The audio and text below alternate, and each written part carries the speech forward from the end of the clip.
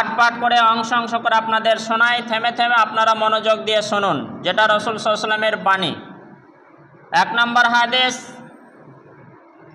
সহিহ মুসলিম 6437 তথা 6437 নম্বর হাদিস। বর্ণনা করেছেন আবু হুরায়রা।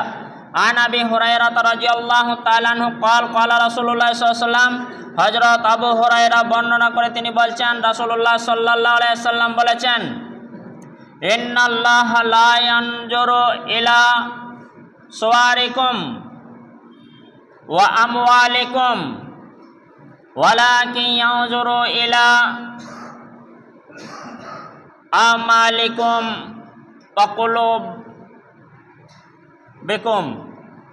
এই 4টি অংশের নাম এখানে আপনাদের আল্লাহ বহু বচন দিয়ে, যেটা রাসূল সাল্লাল্লাহু আলাইহি ওয়াসাল্লাম বলেছেন যে নিশ্চয় আল্লাহ সুবহানাহু ওয়া তাআলা দেখেন না, লা ইয়ানজুরু দেখেন না, ইলা সুওয়ারিকুম, সূরাতুন মানে চেহারা, আকৃতি, সৌন্দর্য, এটার বহু বচন সুয়ার। তো ইন্নাল্লাহা লা ইয়ানজুরু সুওয়ারিকুম, আল্লাহ তাআলা দেখেন না তোমাদের চেহারা, ওয়া আমওয়ালিকুম, মালের বহু বচন আমওয়াল, তো তোমাদের সম্পদ আল্লাহ তাআলা দেখেন না। কে দেখেন?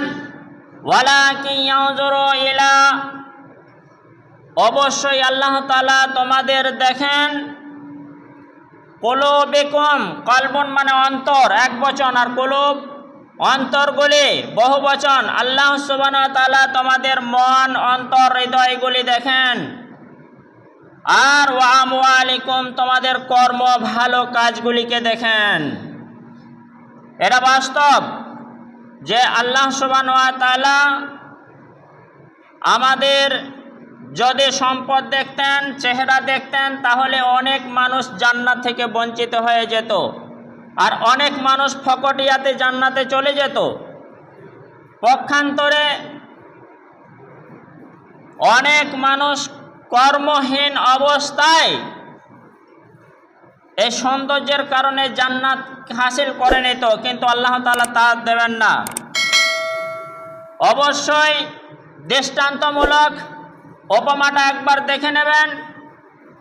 যদি তাই হচ্ছে, হযরতে বিলাল রাদিয়াল্লাহু তাআলা আনহু ছিলেন একটু ময়লা মানুষ, কালো মানুষ। যদি আল্লাহ চেহারা দেখতেন, হযরত বিলাল হয়তো জান্নাতে যেতে পারতেন না।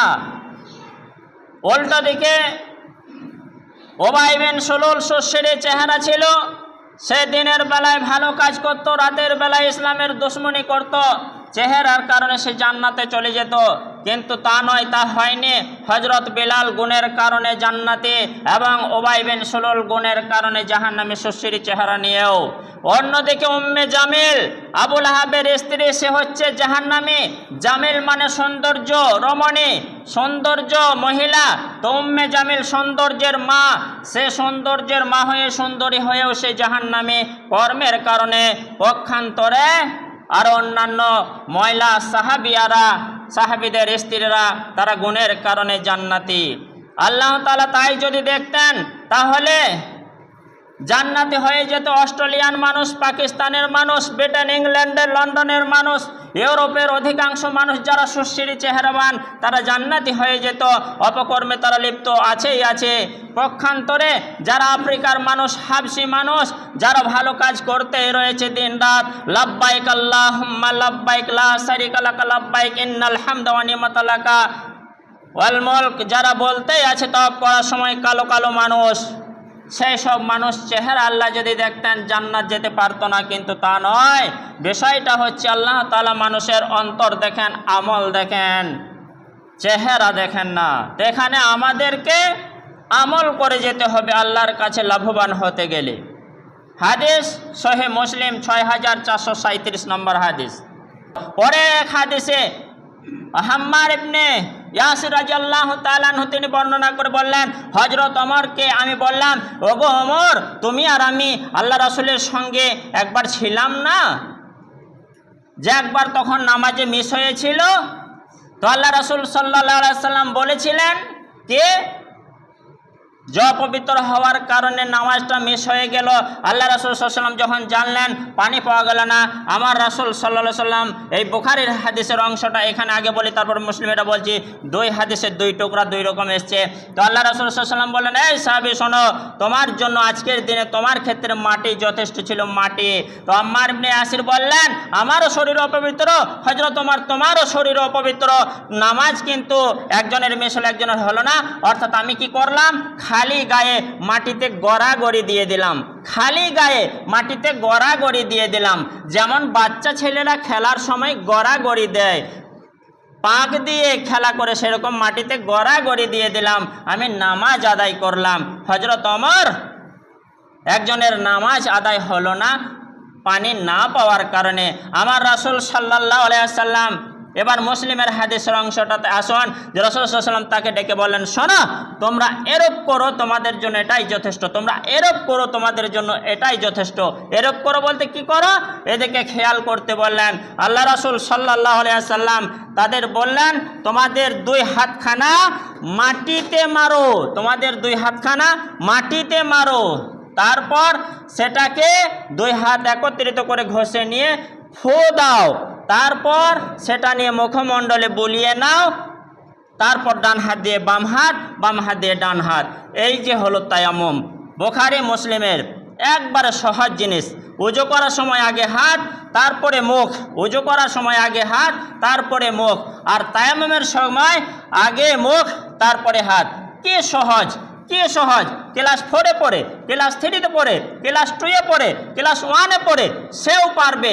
তায়াম্মুম কত সহজ জিনিস, কত আসান জিনিস।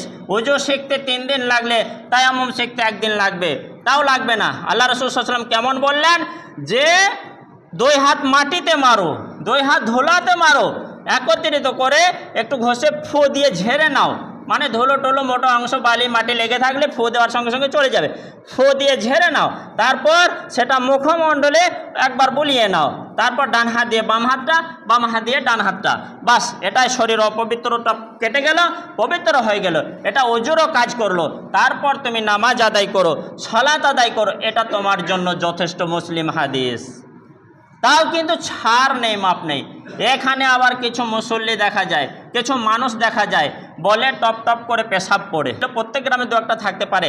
অটোমেটিকলি সেলাইনের ফোঁটা যেরকম পড়ে, 16 গতিতে সেলাইনের ফোঁটা, ওরকম মানুষের বয়স হয়ে গেলে টপ টপ করে পেশাব হয়তো পড়তে থাকে। ইয়াং ছেলে যুবকদেরও হয়, পেচ্ছাপ করার পর উঠে দাঁড়িয়ে গেলে দু এক ফোঁটা পড়তে পারে বা পরে কারো কারো।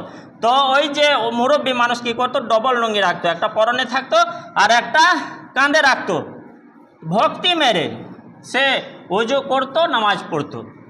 তো যাই হোক, তো এরকম যদি কারো সমস্যা থাকে, নামাজ ছাড় নেই, নামাজ মাপ নেই। কারো যদি নামাজ অবস্থায় টপ টপ করে পড়ে, নামাজ কবুল হয়ে যাবে। ওযু করার পর হালকা পানি নিয়ে, রাসূল সাল্লাল্লাহু আলাইহি ওয়াসাল্লাম বলেছেন, নিজের লজ্জাস্থানের দিকে ইঙ্গিত করে একটু ছিটিয়ে নেবে।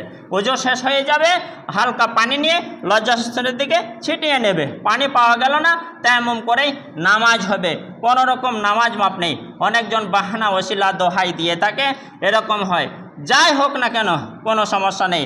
আল্লাহ তাআলা বলেন, তোমরা আল্লাহকে ডাকো দাঁড়িয়ে, বসে, শুয়ে, না পারলে ইশারাতে।